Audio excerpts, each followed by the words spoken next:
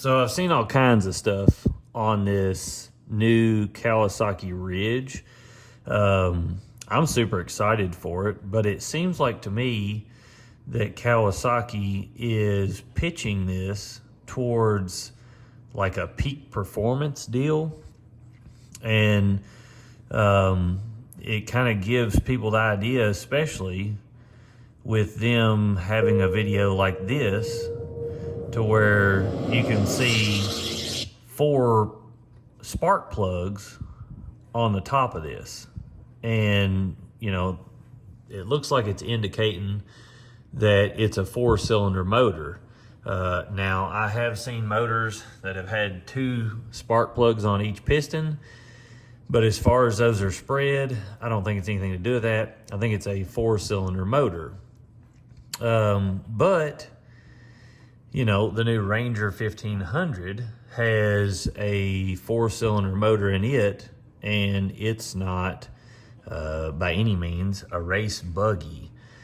And I think that this is going to be more oriented towards a mix between a Ranger 1500 and not even close to an Expedition. I don't really know what they're going to gun this towards, but I think this is going to be more gunned towards a sporty Ranger type deal. And I'll show you why I think that in a minute.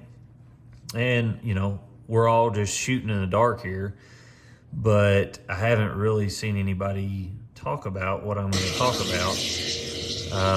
Although I love the idea of it having a 4-cylinder. And I think that's way better than a V-twin or a parallel twin. In this video, it looks like that it's got windshield wipers. You can see here.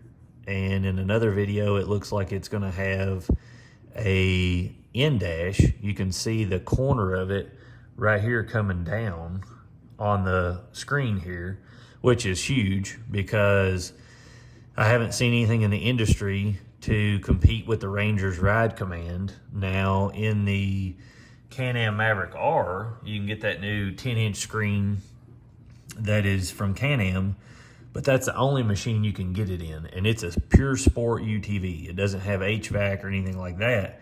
So I think that this is going to be geared towards a Ranger. It doesn't seem like the setup of it is a really sporty deal. It does look like it's going to have a telescopic steering wheel, or if it doesn't, that steering wheel is extremely high up. And as high up as it is, the angle makes me think that it had to come out to get up that high. Maybe it is just up and down. And we'll finish this one out. But like I said, it looks like when you pause that there, you can see that in-dash. Let me get it to where the light flashes on it. You can see here. So it looks like it's going to have some kind of in-dash there in the layout. And then if we go over to this,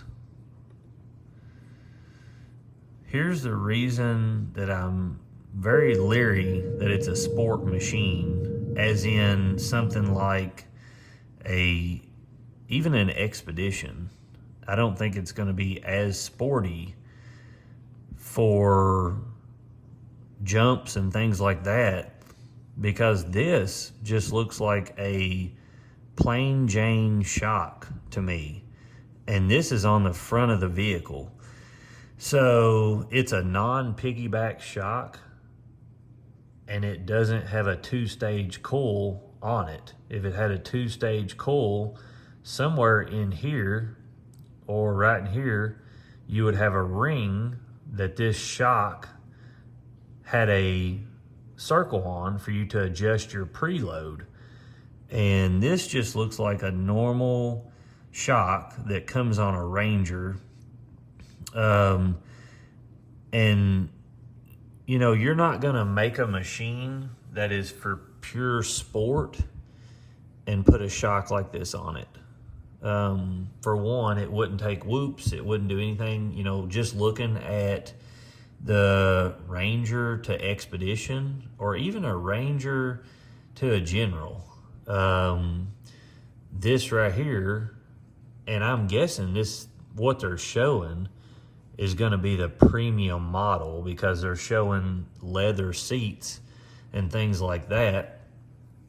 And then this housing up here, it looks kind of sporty, but I also think that this is going to be an A-arm setup.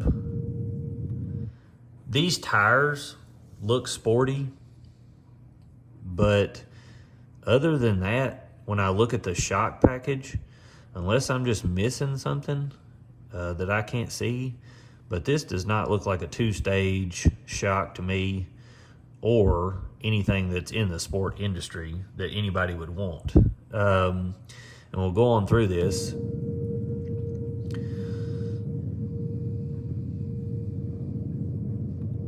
It looks like an A-arm setup to me.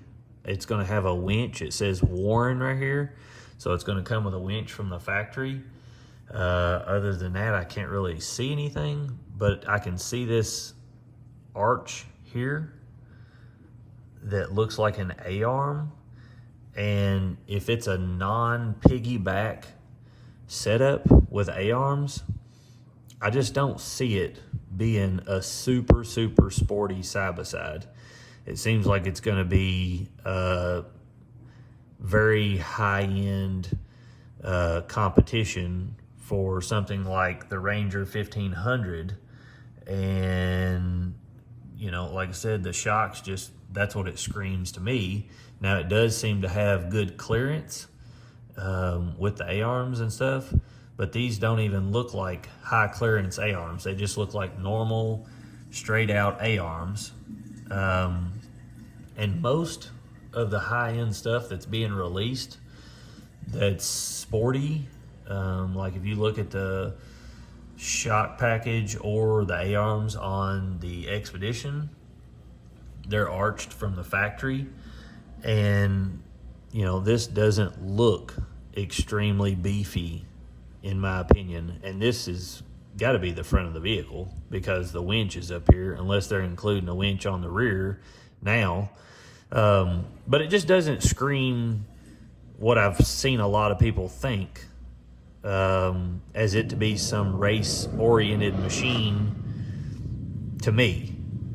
And maybe they just aren't showing the higher-end model. But like I said, when you go here, they're showing a hood scoop. They're showing 4-cylinder.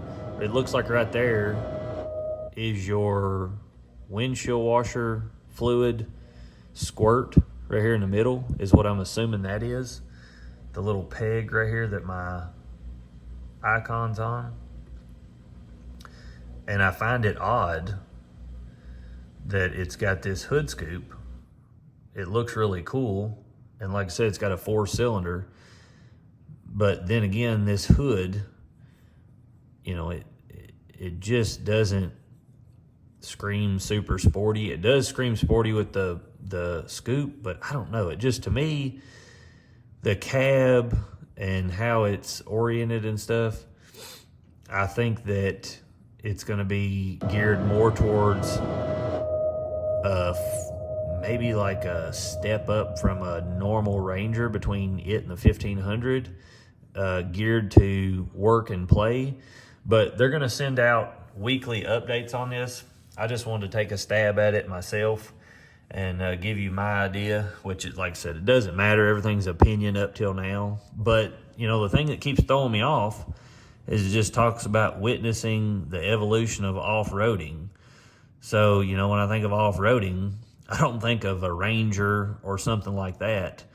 And the thing that I can't get over, like I said, is this shock package that's on. It's the first thing I looked at, and that's just what I think of. Anytime I think of a sport utility, if it comes with plain Jane shocks like this, it doesn't matter how much horsepower you've got, your suspension isn't going to be able to handle what you want to do with it for one, I don't see a piggyback anywhere. And two, like I said, it's not two-stage spring. It's just a single-stage spring. So if you've got this shock package on it and the thing comes out with 115 horse or whatever, the Expedition is going to run circles around this thing because of how lame the shock package is on it. And here's your radiator and all that stuff in the front, and you can see the headlight when it goes around through there. So that's the front of the machine, which is going to be the brood of what is hitting. So if you go through whoops with it and it's vibrating and stuff, it's going to throw the front end everywhere, and then the back end will get out of control with it. So like I said, I don't know. I mean, I've got mixed feelings on it. The tire looks sporty, the hood looks sporty. It's coming with a 4-cylinder, but if you look at a Ranger 1500, it comes with a 4-cylinder or 3-cylinder in it, and it's got 110 horse, I think is what it is. But, look at the shock package on it. It's the same way as that. It's not geared for racing in the woods. So I'm not really sure what this is going to be, but I'm excited to see, just like everybody else is.